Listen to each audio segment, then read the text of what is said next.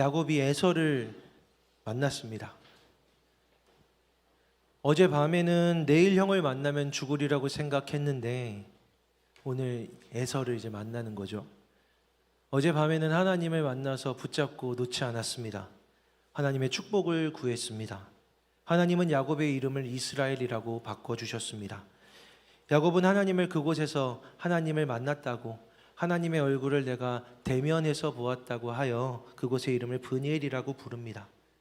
평안하고 안전하게, 그러니까 죽지 않고 굉장히 만족스럽게 하나님의 은혜를 경험하며, 심지어 에서의 얼굴을 보면서 하나님의 얼굴을 본 것 같이 내 대적의 얼굴을 보면서 나를 죽이려던 사람의 얼굴 속에서 하나님을 발견한 이 야곱이 평안하게 하나님의 은혜를 경험하고 이제 숫곳이라고 하는 곳에서 지내게 됩니다. 새로운 터전을 만들고 여기서 살아가야겠다라고 하는 거죠. 그때 큰 위기가 찾아왔습니다. 중요한 한 단락이 이렇게 지나갔거든요. 태어나는 순간부터 형의 발 뒤꿈치를 붙잡았고, 형을 어떻게든 내가 끌어내려서 내가 둘째가 아니라 첫째가 되리라, 내가 그 축복을 받으리라고 살아왔던 인생, 그렇게 형의 명분을 빼앗고 형의 축복을 빼앗고 나서 형의 복수를 당하게 되어서 살겠다고 도망치고 살겠다고 떠나가고 쫓겨났다가 돌아와서 정말 이제 다시 그 형을 맞닥뜨려 죽을 위기에 처했을 때 그 죽음을 하나님의 은혜로 넘어간 겁니다. 한 단락이 끝난 거죠. 에서라는 야곱의 필생의 일생 전체의 큰 문제를 지나갔습니다. 그런데 또 사실은 에서를 통해서 겪을 수 있었던 위험보다 더 큰 위험에 야곱이 바로 처하게 된 겁니다. 야곱의 딸이 그 지역 이방 부족의 추장 아들에게 강제적으로 범해지고 야곱의 아들들이 복수를 하거든요. 그런데 이 엄청난 가족의 비극 앞에서 야곱의 아들들이 꼭 자기 아빠 야곱이 그랬던 것처럼, 자기 아버지가 그랬던 것처럼 머리를 씁니다. 그러니까 머리를 굴리는 거죠. 계획을 만들어냅니다. 그리고 저 사람들을 속였습니다. 이방 그 부족을 속이고 그의 아버지처럼 그들을 속여서 잔인하게 다 죽이고, 그 부족의 모든 남자를 죽이고 그 아이들을 노예로 삼고 그 모든 재물을 빼앗았다라고 되어 있습니다. 야곱은 이제 이름이 바뀌는 축복을 받았거든요. 너 이제 야곱이 아니다. 넌 이제 이스라엘이다. 나에 대해서 살아가라라고 야곱이 축복을 받았어요. 아, 이제 새롭게 살아봐야겠다. 이제는 나는 새로운 존재로 살아가야지라고 마음을 먹은 순간인데 바로 그 지점에서 그 다음 순간에 야곱의 아들들이 야곱과 똑같은 행동을 하는 겁니다. 야곱처럼. 그리고 그 행동이 야곱만이 아니라 야곱의 전체 가정을 위험에 처하게 만든 거죠. 딸이 강간을 당한 게 너무 고통스럽고 분한 일인데, 이것도 비극인데, 이제 아들들은 꼭 아빠처럼, 아빠가 평생 그렇게 살아왔던 것처럼 그 일을 가지고 속이고 잔인하게 죽이고 빼앗았습니다. 복수의 범위가 굉장히 잔인하고 광범위했습니다. 그러다 보니 야곱이 알게 되는 겁니다. 왜냐하면 이게 야곱의 평생을 걸려서 경험하게 된 일이거든요.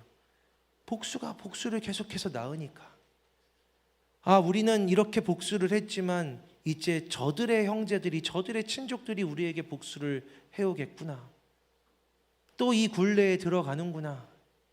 야곱이 두려워졌습니다. 생각했습니다. 아, 평생을 내 방법대로 남의 뒤꿈치를 붙잡고 끌어내리고 머리를 쓰고 내 방법으로 내 생각으로 살아오면서 겨우 그렇게 살아가다가 끝내 에서 앞에서 하나님을 만나고 이제 그 굴레에서 벗어났는데 다시 또 시작이구나. 험악한 인생.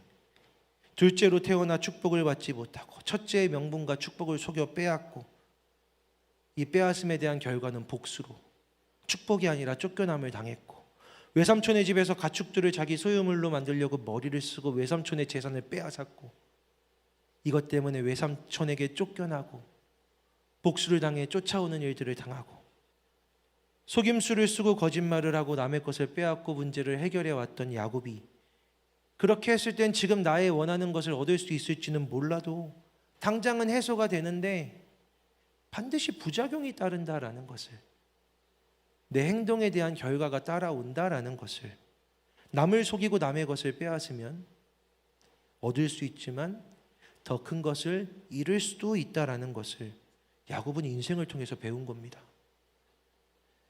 그래서 최종적인 결과로 야곱은 모든 걸 다 얻었지만, 첫째의 명분도 축복도 외삼촌의 재물도 다 얻었지만 마지막 순간 혼자 남아 있었죠.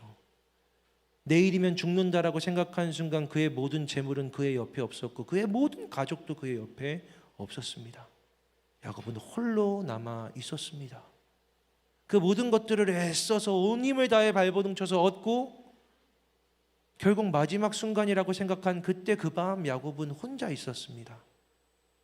거기서 마지막을 경험하고 있었죠. 그 밤은 어쩌면 그 인생의 마지막 날이었을 거고 그 순간 그곳에서 그는 혼자였습니다. 철저하게 혼자로 돌아온 그 밤이 야곱에게 있었습니다.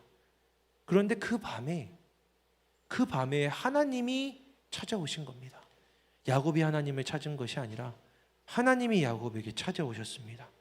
그리고 하나님이 야곱의 방식으로 야곱을 만나 주셨죠. 쫓고 싸우고 빼앗는 방식으로 야곱에게 찾아와서 갑자기 난데없이 야곱에게 싸움을 걸고 야곱과 몸싸움을 하고 붙어서 때리고 부딪히고 넘어뜨리고, 그렇게 야곱의 방식으로 야곱을 만나 주신 겁니다. 야곱은 평생 남의 발 뒤꿈치를 붙잡고 잡아 끌고 빼앗고 속이고 살아왔는데 그 에너지로 그 마지막 순간에 찾아오신 하나님을 붙잡았습니다. 놓지 않았습니다. 그리고 제가 믿는 한 하나님은 야곱에게 져주셨습니다. 정확하게 표현하면 야곱의 방식으로 야곱을 만나 주신 거죠. 야곱의 방식으로 야곱을 만나신 후에, 그래, 네가 이겼다. 네 방식대로 끝까지 나를 붙들고 놓지 않았으니 네가 이긴 게 맞다. 대신 너는 이제 평생 다리를 절뚝거리며 살아가게 될 거야. 야곱아, 내가 너의 방식으로 너를 만나 주었으니 이제 내가 너의 이름을 바꿔주마. 너는 이제까지는 그렇게 너의 방식으로 붙잡고 놓지 않고 쫓아가는 자였지만 이제는 그렇게 살지 말아라. 이제는 이스라엘, 하나님과 겨루어 이긴 자, 하나님에 대하여 살아가는 자, 다른 뜻으로 말하면 하나님이 다스리시는 자가 되어라. 너는 다른 이들의 발뒤꿈치를 붙잡지 말고 오늘 그런 것처럼 나를 붙잡고 나에 대해서 살아가라. 그러면 내가 너를 다스려 주리라. 그게 이스라엘이라는 뜻입니다. 야곱의 이름은 속이고 빼앗는 자라는 이름인데 하나님이 야곱의 이름에 하나님을 넣어주셨습니다. 엘이 하나님이거든요. 야곱의 이름은 속이는 자였는데 이스라엘, 하나님과 겨루어 이겼다, 혹은 하나님이 다스리신다. 야곱의 이름을 바꾸어 주셨습니다. 그 이름에 자기를, 하나님을 넣어주셨습니다. 하나님의 축복은 속이는 자라는 이름으로 속이는 자 같이 살아가던 야곱에게 새로운 하나님을 그 이름에, 하나님 자신을 그의 존재에 넣어주신 겁니다. 그렇게 다른 존재가 된 거죠. 그게 야곱이 브니엘에서 경험한 축복이었는데 바로 다음 시점에 이제 내가 새로운 존재가 되었다라고 생각한 바로 그 다음 시점에 야곱의 아들들이, 야곱의 작은 아들들이, 작은 야곱들이 야곱과 똑같이 행동하는 겁니다. 꼭 이전의 야곱처럼 머리를 쓰고 남을 속이고 빼앗아서 문제를 해결하고 있는 겁니다. 야곱은 사라졌다고 생각했는데 또 다른 야곱들이 여기 남아서 꼭 야곱처럼 살아가며 야곱 가족 공동체의 문제를 일으켜서 모든 이가 위기에 처하게 만들었습니다.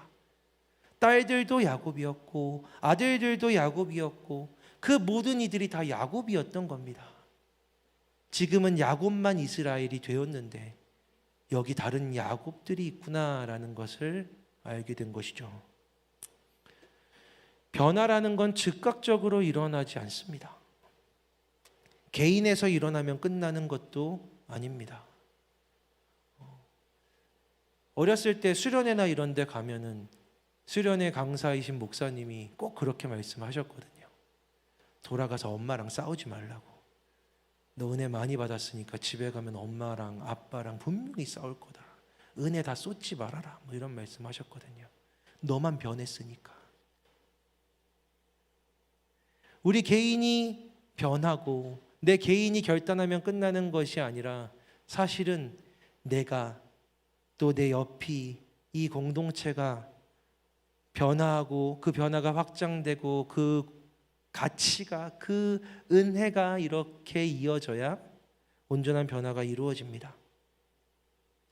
야곱이 또 홀로 남은 것 같은 그때에 이제는 내 가족들이 있는데 얘들은 다 야곱이고 나만 이스라엘이구나 라는 생각이 드는 그때에 또 하나님이 이번에도 야곱에게 이스라엘에게 찾아오셨습니다.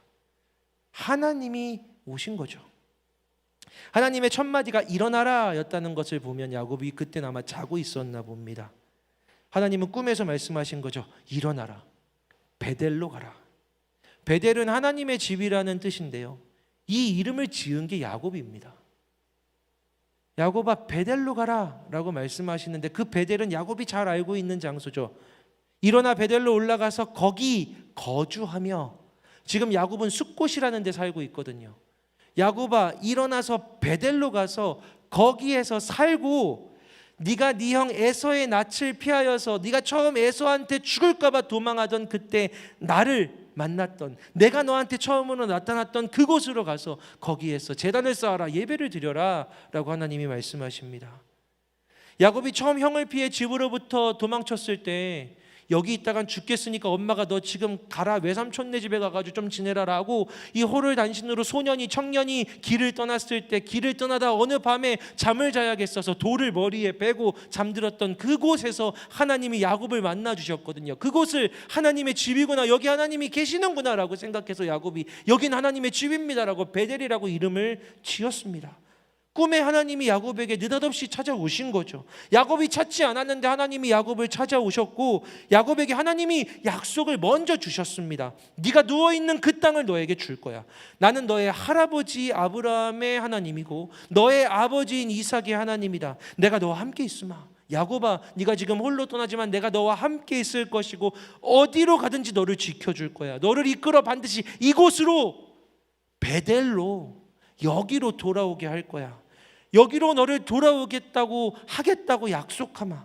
너에게 약속한 이 일을 이룰 때까지 내가 너를 반드시 떠나지 않을 거야. 하나님이 약속하셨던 그곳, 야곱은 기억하고 여기를 베델이라고 불러야지, 여기가 하나님의 집이니까 여기로 돌아오기로 했으니까, 하나님이 그렇게 약속했으니까 거기가 하나님과의 약속의 장소가 된 거죠.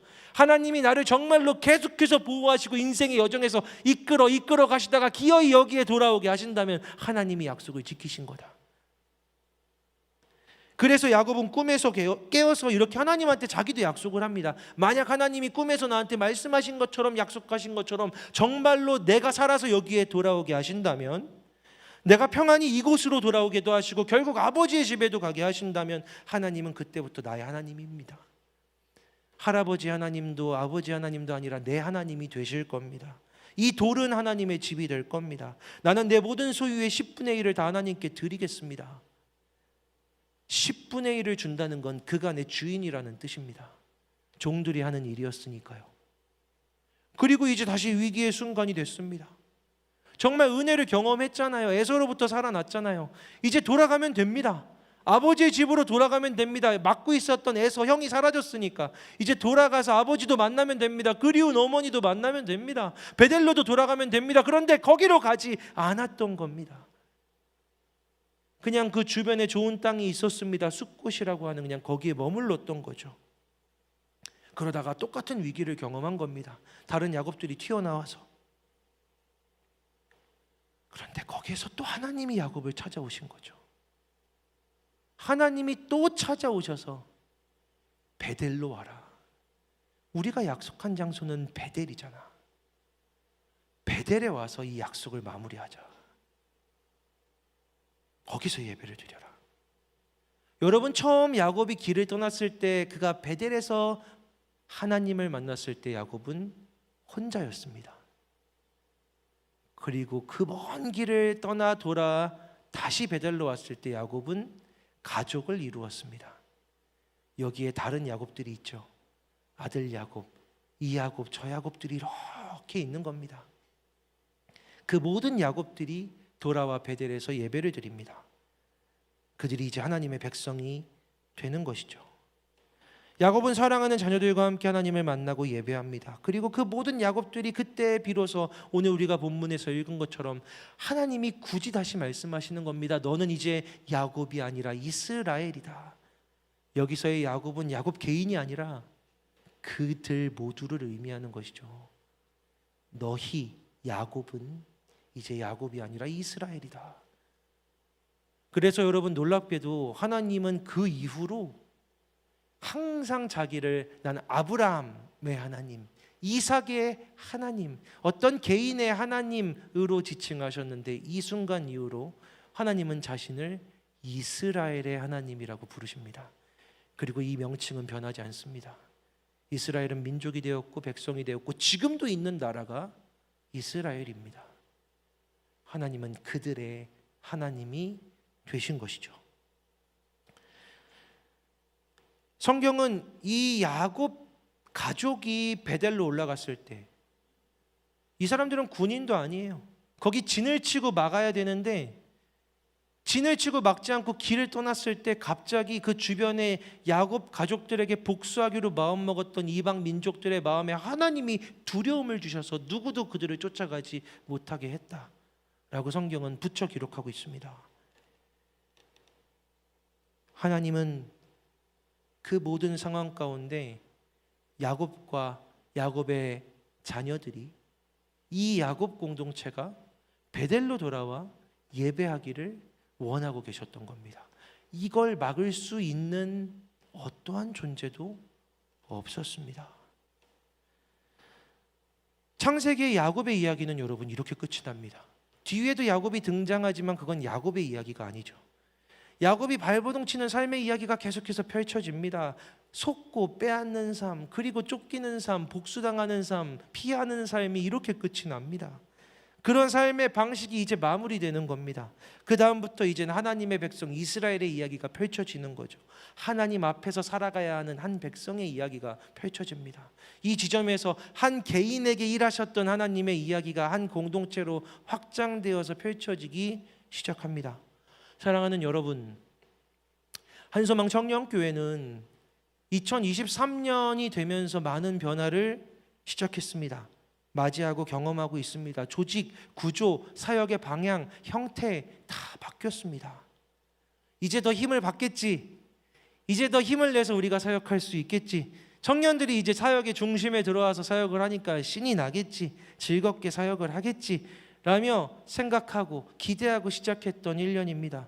이 구조와 이 변화를 허락받기 위해 만들어내기 위해서 22년 그 시간들 동안 얼마나 기도하고 얼마나 울었는지, 얼마나 미안하고 죄송하다 했는지, 얼마나 무릎 꿇었는지, 얼마나 아파했는지, 얼마나 낮아졌는지, 오직 이렇게 변화하고 이렇게 시작하기 위해서 얼마나 어떻게 하나님을 의지했는지를 기억합니다. 그리고 이렇게 변화가 기어이 시작되었을 때 마치 다리를 절름거리는 것 같아도 결국 하나님이 다스리시겠구나라는 걸 확신하면서 시작되었을 때 얼마나 감사하고 감격했는지 모릅니다.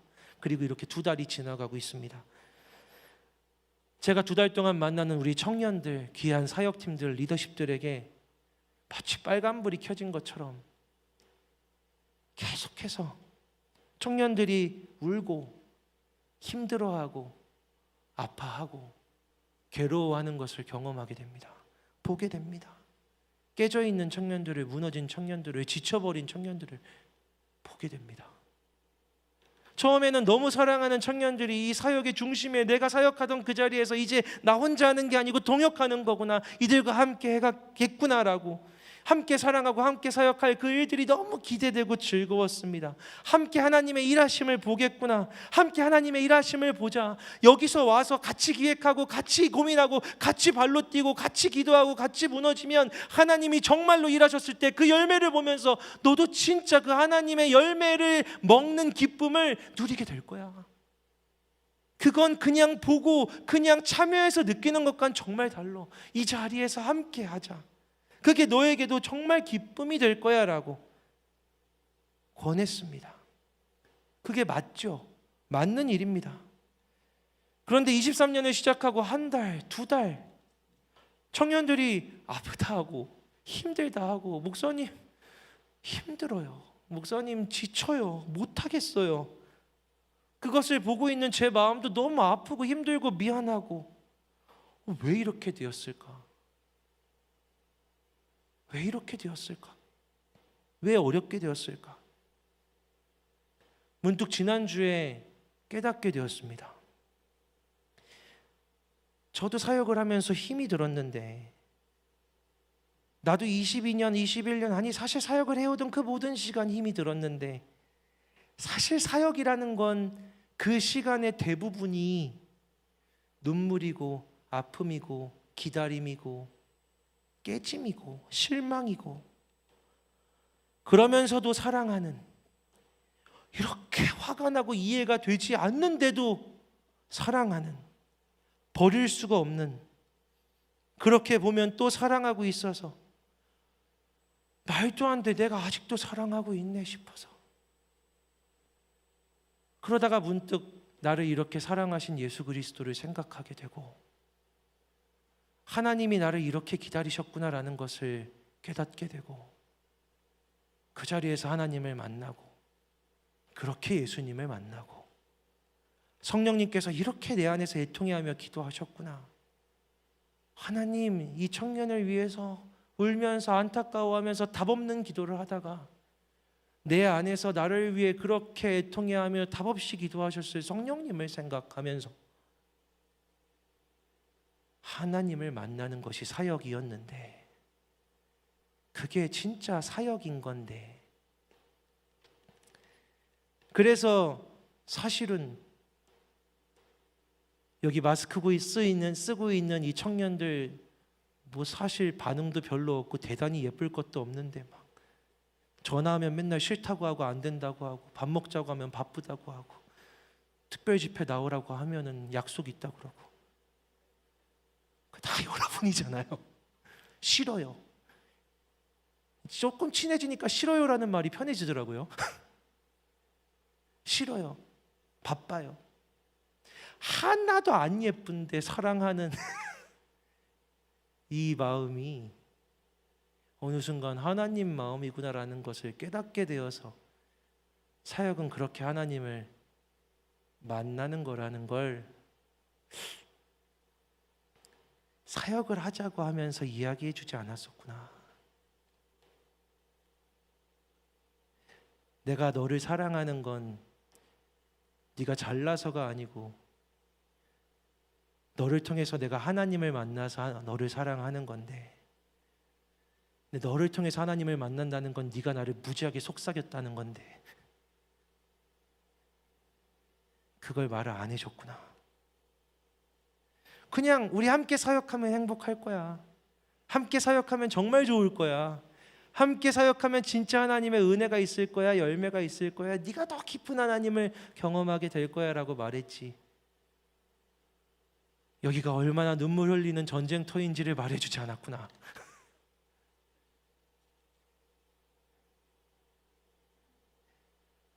라는 걸 깨닫게 되었습니다.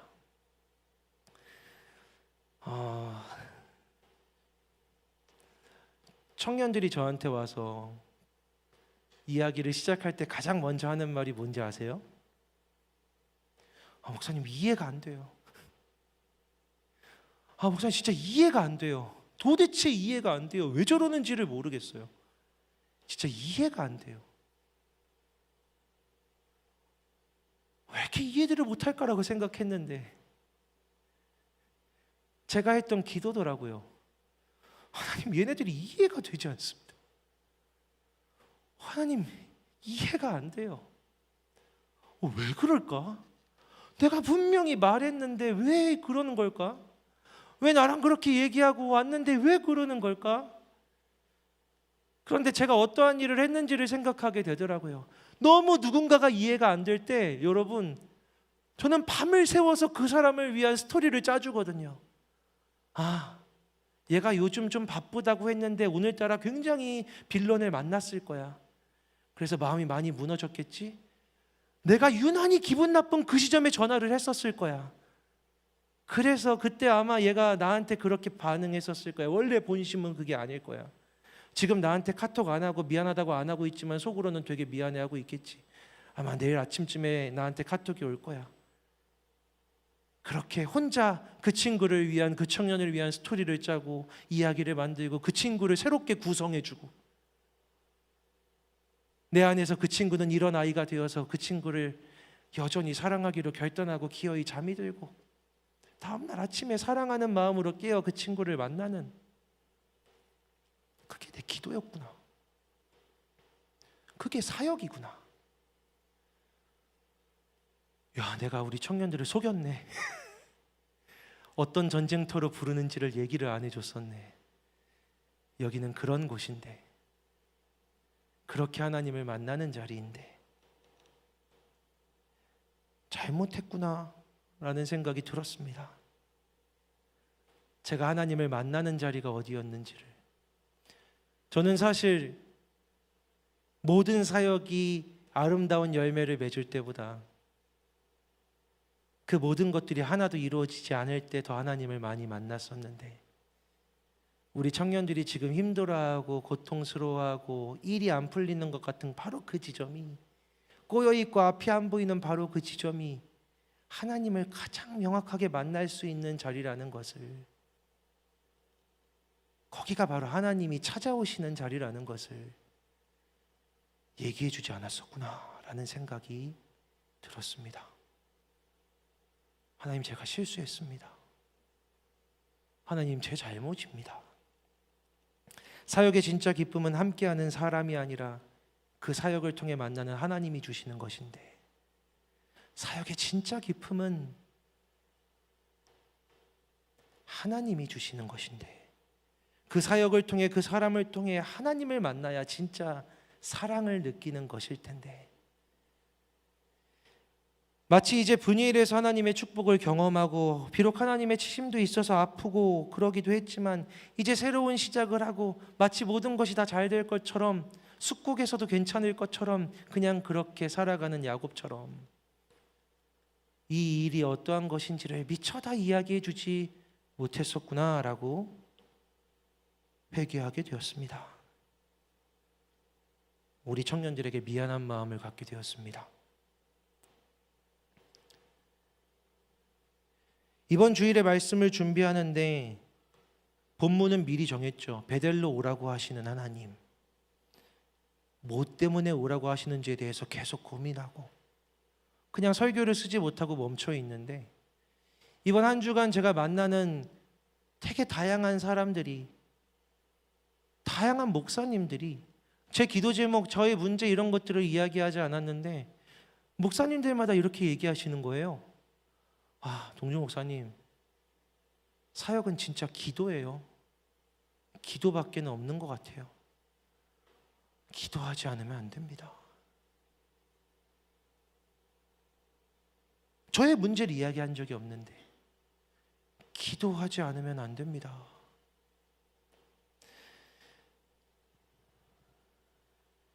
우리는 기도로 회복을 시작하고 기도로 은혜를 경험한 공동체인데, 우리의 사역의 자리에, 내가 이들을 부르고 함께하는 자리에, 그 모든 순간에 기도가 어디에 있었는가? 야곱이 숲곳에서 절망한 것처럼 저도 절망하게 된 것이죠. 근데 마침 이번 금요일에 우리 사역팀 두 팀이 워크숍을 갔습니다. MT를 간 거죠. 나름의 수련회를 간 겁니다. 한 팀에서 너무 감사하게 목회자들을 초대해 줬습니다. 중보기도팀에서 목회자 3명을 다 불러줬습니다. 사실 저희들 불러주는 데가 없거든요. 여러분들은 MT를 많이 갔다들 왔던데 같이 가요 하시는 분이 한 분도 없어서 사역을 시작하고 1년 반이 되었는데 처음 가봤습니다. 펜션이라는 데를 처음 가서, 저희가 거기에 머문 시간은 총 6시간, 밥 먹는 시간 2시간, 나머지 4시간 동안 기도 세미나 2시간, 기도회 2시간. 이제는 더 이상 아무도 부르지 않겠네요. 이제 앞으로는 진짜 못 가겠네. 이렇게 4시간을 막 기도회 세미나하고 설교 20분만 한다고 해놓고 40분 하고 밑에서 막 밥 먹으라고 내려오라고 하는데 10분만 더 할게요. 기도하고 밤 9시가 됐는데 빨리 끝내죠. 한 번만. 그냥 계속 기도만 했는데 솔직히 기도 끝나고 집에 간다고 하는데 아무도 나와서 배웅 안 해줬는데 기도 끝나고 왔는데 얼마나 사랑하게 되었는지 모릅니다. 너무 사랑하게 되더라고요. 오늘 아침에 또 다른 팀이 그 워크숍을 갔다 와서 어떤 일이 있었는지를 이야기해 주는데 가서 우리가 기도했다고, 가서 우리가 함께 모여서 기도했다고, 기도 제목을 나누고 기도했었다고 이야기를 하는데 막 웃음이 나오더라고요. 그 얘기가 웃긴 게 아니라 하나님은 일하고 계시는구나, 우리 하나님은 그곳에서도 일하셨구나, 거기서도 기도하게 하셨었구나. 지금은 기도해야 될 때다. 사랑하는 아들아, 사랑하는 공동체야, 지금은 기도해야 할 때다. 기도해야 될 때다. 사역이 부딪히고 앞이 안 보이고 관계가 깨어지는 것 같은 바로 그때, 지금 어설프고 무너지고 제대로 되지 않을 것 같은 바로 그때, 지금 하나님은 찾아오셔서 이야기하시는 겁니다. 베델로 돌아와라. 주님, 우리의 베델은 어디였습니까? 기도했습니다. 저한테 바로 떠오르게 하신 곳이 있었습니다. 우리 청년교회가 하나님 우리는 회복되었습니다라고 이야기하기 시작했던 바로 그 지점, 바로 여기 작년 여름에 이곳에서 참여한 모든 청년들이 무릎을 꿇고 회개하고 하나님, 이 공동체에 대해서 포기했던 우리들을 하나님 앞에 내어놓습니다. 하나님, 이 공동체는 되지 않으리라고 생각했던 우리들을 주님 앞에 회개합니다.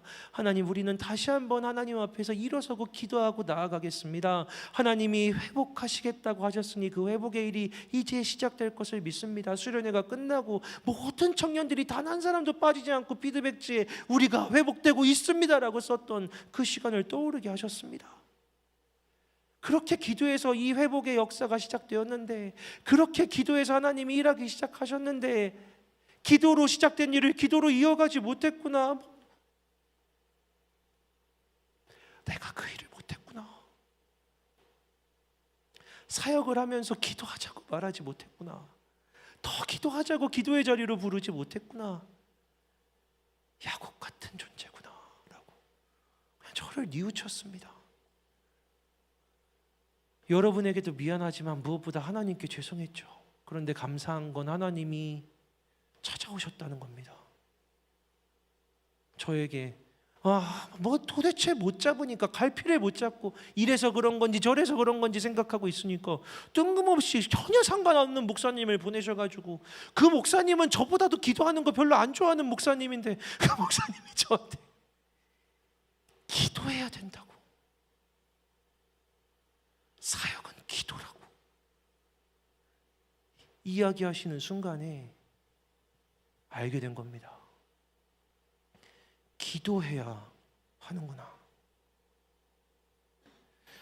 사랑하는 여러분, 여러분의 삶에 하나님이 변화를 주시는데, 하나님이 여러분에게 은혜를 주시는데, 변한 것 같은데, 은혜를 받고 회복이 시작된 것 같은데, 또다시 계속해서 문제가 발생하고 또다시 거기서 무너지고 또다시 비슷한 문제들로 또다시 헤매이고 있다면, 여러분 어쩌면 그 이유는 베델에서 은혜를 받고 숲곳에 가서 헤매고 있기 때문인 겁니다. 여러분, 은혜를 받은 그 자리에 계속해서 돌아가 이 일을 시작하신 하나님께 묻고 구하고 힘을 받는 일이 우리에게 일어나야 합니다. 여러분의 은혜가 유지되려면, 여러분의 변화가 유지되려면, 첫째, 여러분만이 아니라 이 공동체가 함께 변해야 하고, 둘째, 은혜의 자리, 기도의 자리, 하나님이 찾아오셔서 만나주셨던, 약속하셨던 그 자리를 회복하고 찾아야 합니다. 여러분에게 베델은 어디입니까? 여러분 다 여러분의 삶이 있어서 다를지 모르지만 저에게는 제 삶이 여기라. 저는 제 인생이 여기라. 제 삶이 이 공동체라. 저의 베델은 작년 여름 수련회였습니다. 매일같이 말씀 읽고 기도하면서 괜찮은 줄 알았는데 하나님은 전심으로 기도하기를 원하셨던 겁니다. 다 좀 치우고 생각도 좀 내려놓고 순전히 온전히 온 힘을 다해 온 마음을 다해 나만 바라보고 너를 놓고 쑥스러워하는 너를 버리고 뛰고 찬양하고 엎드려 부르짖으며 내일이 없는 것처럼 기도했던 그날로 돌아가야 이 일이 이루어진다. 그 일로 시작한 일이 그 일이 없이 어떻게 이루어지겠느냐. 거기서 시작했는데 기도하며 시작했는데 울부짖으며 회개하며 하나님이 이 모든 일의 주인이시더라고 고백하며 시작한 일이 어찌 하나님의 주인 되심 없이 이루어질 수 있겠느냐. 이제 돌아와서 예배해라, 기도해라. 하나님이 말씀하십니다.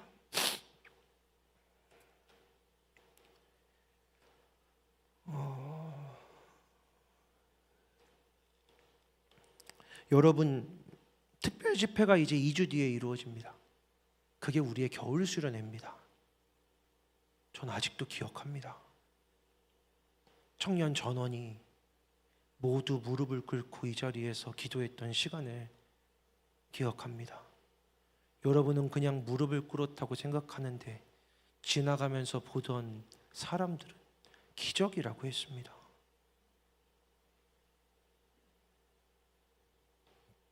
더 뜨겁게 찬양하고 싶어요. 더 많이 기도하고 싶어요. 더 온전히 하나님을 부르고 싶어요. 다음 겨울 수련에 대한 기대, 여러분이 썼던 내용들입니다. 마음껏 예배하고 싶어요. 여러분의 글과 고백들을 기억합니다. 종이가 아직 남아 있습니다. 근데 여러분의 지금 마음은 어떻습니까? 여러분의 오늘 신앙의 현 주소는 어디입니까? 기쁘지 않고 힘들고 짜증나고 부담스럽고 이해가 되지 않고 화가 나는 것은 혹시 그 사람 때문입니까? 그 사역 때문입니까? 아니면 지금 당신이 베델이 아닌 곳에 살아가고 있기 때문입니까? 여전히 야곱으로 이미 하나님이 이스라엘로 바꿔주셨는데 또 오늘도 야곱으로 살아가고 있기 때문은 아닙니까? 말씀을 읽으면서 지금이구나 라고 확신하게 되었습니다. 저는 실수하고 저는 놓치고 저는 잘못하지만 부족하지만 이 하나님의 말씀은 명확하고 확실합니다. 지금이 바로 이 공동체가 기도해야 될 때이다. 지금이 네가 기도해야 될 때이다. 사람을, 사역을, 그 모든 것들을 핑계 삼지 말고 내 앞에 나와 기도해라, 예배해라. 우리 하나님이 말씀하십니다. 특별 집회 현재까지 이 공동체에 반도 신청을 안 했습니다. 반도 신청을 안 했습니다. 그 사람들은 어디가 있을까요? 겨울 수련회에 꼭 참여할 겁니다 라고 자기 손으로 글을 썼던 사람들은 어디 가 있는 걸까요? 도대체 어디에 있는 겁니까? 인원이 그렇게 많이 바뀐 것 같지 않은데, 인원이 늘어났는데 어디에 숨어 있는 겁니까? 그 사람들은. 약속이 있는데요, 목사님 죄송해요. 도대체 누가 한 달 전부터 이걸 얘기하고 있는데 어떤 부지런한 사람이 2달 전부터 약속을 잡았는지 그 약속이 거기 생겨버린 겁니까? 지금은 기도해야 할 때입니다. 여러분, 우리가 함께 모여 기도하며 나아갔을 때 이 공동체가 어떠한 은혜를 경험했는지를 기억하십시오. 그 에너지로 여기까지 온 겁니다. 베델로 돌아오라고 말씀하셨을 때 이번에 특별히 외부로 심지어 나가서 거기서 하는 이유는 딱 하나입니다. 왜 밖에서 예배해요? 라고 물어보더라고요. 오래 하려고 그렇습니다.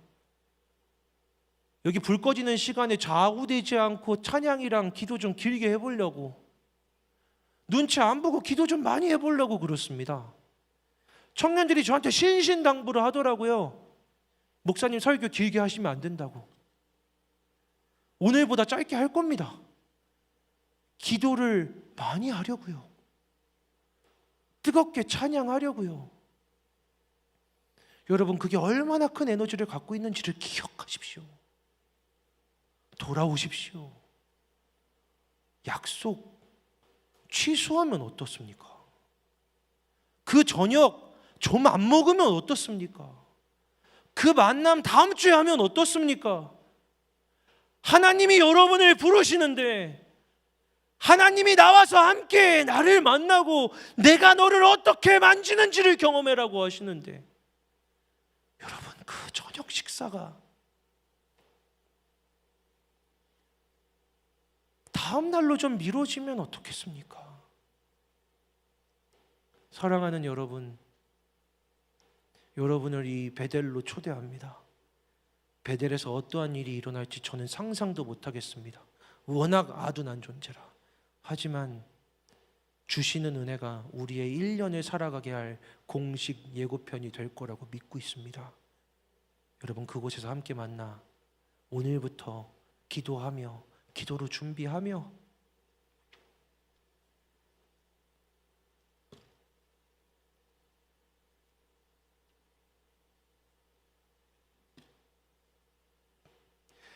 기도로 준비하며 하나님의 은혜를 구하고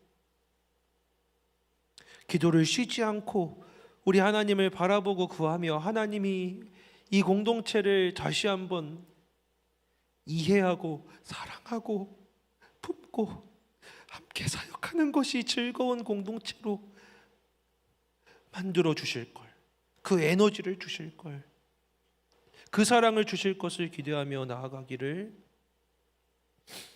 그 일을 통해 여러분의 삶이 반드시 변하게 되기를 주님의 이름으로 축복합니다. 우리 시간 같이 기도하겠습니다.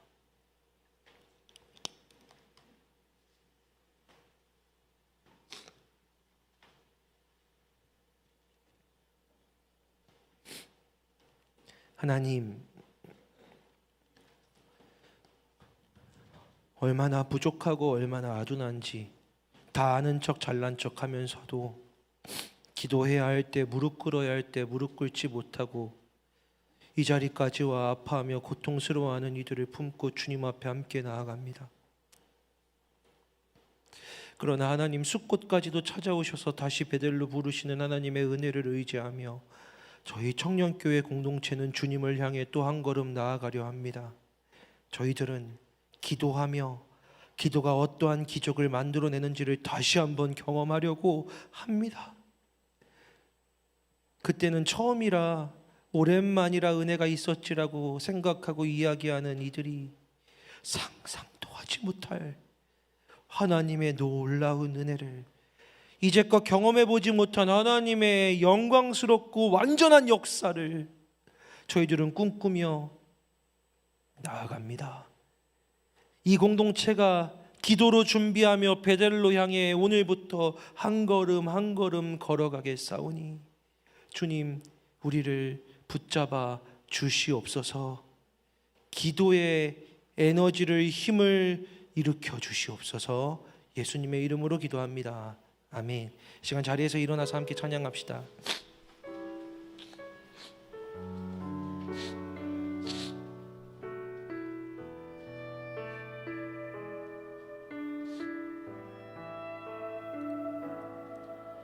내 이름 불러주시고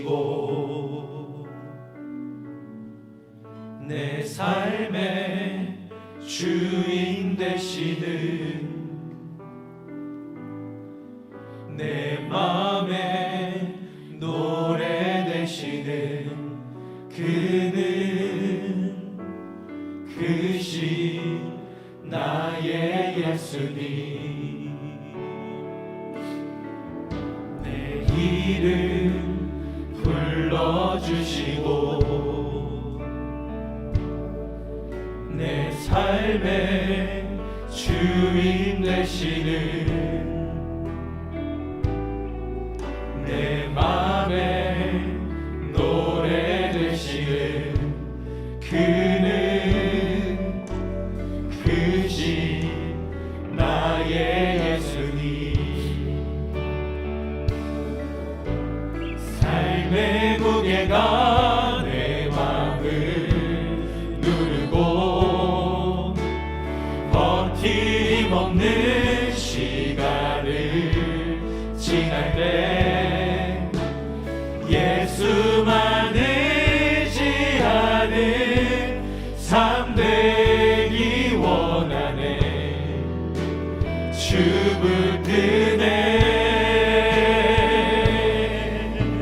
주님 시선을 거두지 않은 삶 주의 은혜로 감당케 하시네 예수로 사는 인생 책임져 주시니 주께 맡기네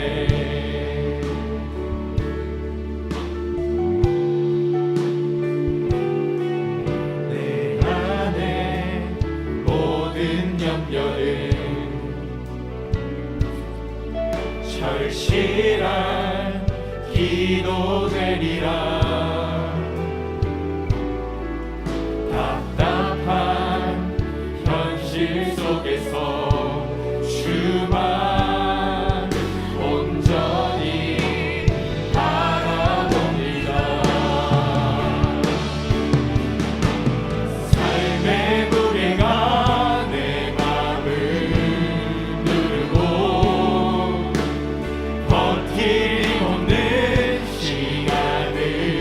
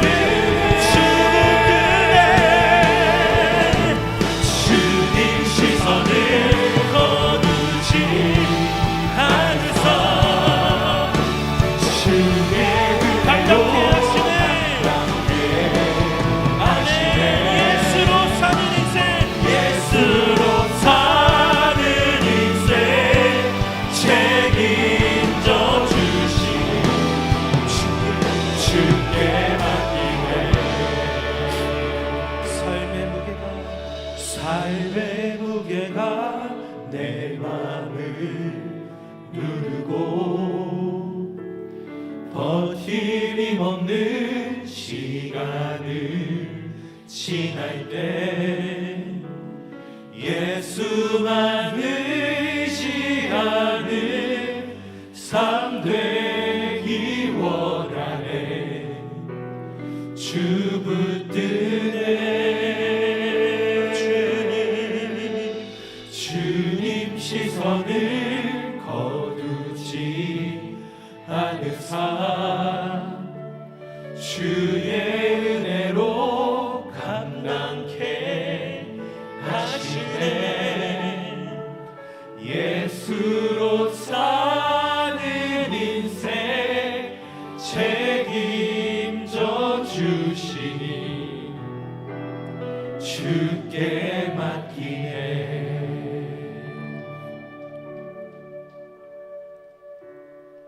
시간 함께 기도합시다. 하나님, 아무것도 없다고 생각되어서 의지할 곳이 없다고, 도움을 구할 곳이 없어서 야곱이 하나님을 붙들듯, 야곱이 하나님을 붙들고 놓지 않았던 것처럼 이 공동체는 주님을 붙들었고 주님께 무릎 꿇었고 주님을 인정하며 나아갔습니다. 주님, 저희들은 다시 한번 고백합니다. 오늘 다시 그 베델로 돌아가, 브니엘로 돌아가, 내가 끝내 붙들고 놓지 않아야 할 한 분은 하나님이십니다. 내가 끝내 의지하고 사랑하는 그 한 분은 예수 그리스도이십니다.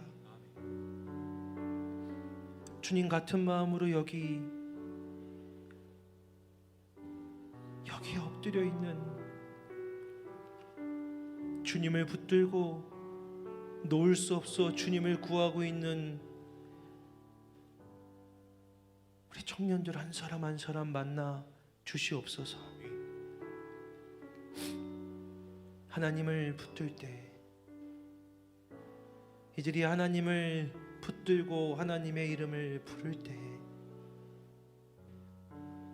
하나님을 만났던 잊었던 감각들이, 하나님이 채워주셨던 부인할 수 없는 생명의 감각들이, 하나님이 허락하셨던 넘쳐 터져나와 다른 것으로 비교할 수 없는 오직 하나님만 주실 수 있는 기쁨이, 만족이, 행복이 오늘 주님을 붙들고 기도하는 이 청년들에게, 우리에게 임하여 주시옵소서.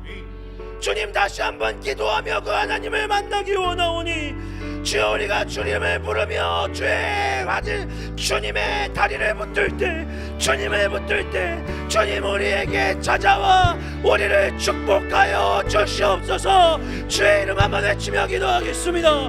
주여,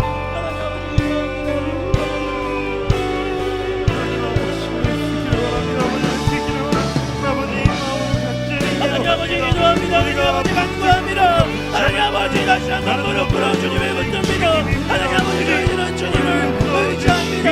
하나님 아버지, 주님을 의지합니다. 노래합니다. 주님밖에 없습니다. 나와 기도했던 그날을 기억합니다. 하나님 아버지, 주님이 이러시다가 걱정했었던 그날도 기억합니다. 우리에게 기도가 필요합니다. 하나님을 기도하라고 하십니다. 기도하라고 하십니다. 기도하라고 하십니다.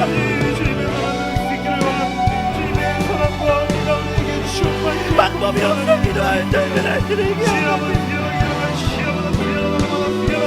지금도 방법이 되지 않는데 무엇이나 되는 것처럼 가오가 생각들을 주님 앞에 회개합니다. 여전히 아무를 거리고 여전히 아무를 너무 떨겠다 수많은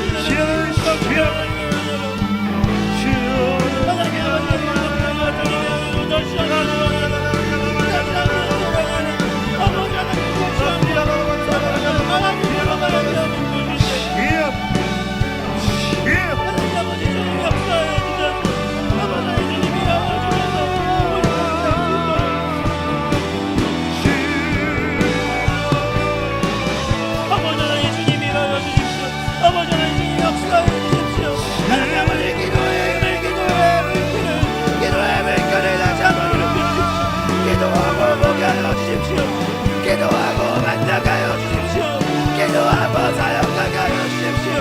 기도하며 섬기게 하여 주십시오. 아버지 하나님 주여, 아버지 하나님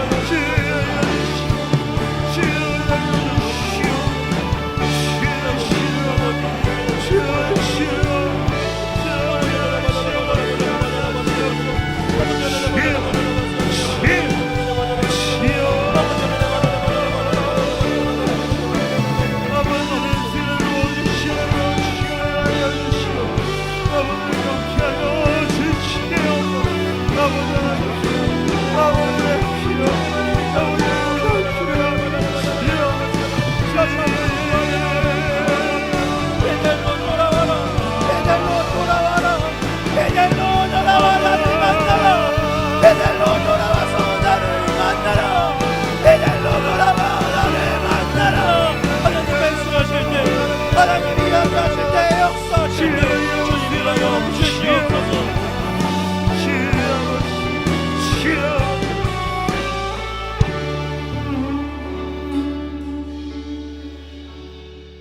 또 무너지고 또 실수하였던 야곱에게 하나님 찾아오셔서 하신 말씀은 네가 왜 그랬느냐가 아니라 야곱아 베델로 돌아와라.